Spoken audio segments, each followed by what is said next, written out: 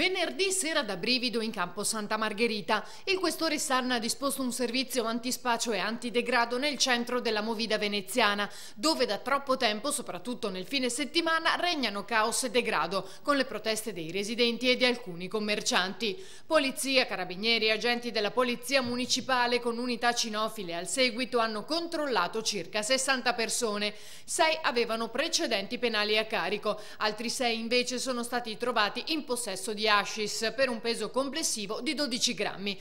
Tutti sono stati segnalati alla prefettura di Venezia come assuntori, mentre la droga rinvenuta è stata sequestrata. Durante il blitz delle forze dell'ordine sono state svolte verifiche anche nei confronti di 3 locali pubblici operanti in zona, risultati tutti in regola con la normativa vigente. Prima dell'arrivo dei poliziotti, però, qualcuno aveva tappezzato Campo Santa Margherita con dei cartelli di avvertimento: attenti, sbirri in arrivo con cani antidroga. I controlli si sono estesi anche alla terraferma. A Mestre l'offensiva dei carabinieri si è concentrata soprattutto nei parchi, Bissuola e Piraghetto in particolare, ma anche Giardini Bainsizze e Villa Querini. I controlli hanno portato a 11 denunce per spaccio e violazione di fogli di via, furto, ricettazione e guida in stato di ebbrezza e 5 segnalazioni di assuntori di sostanze stupefacenti alla prefettura.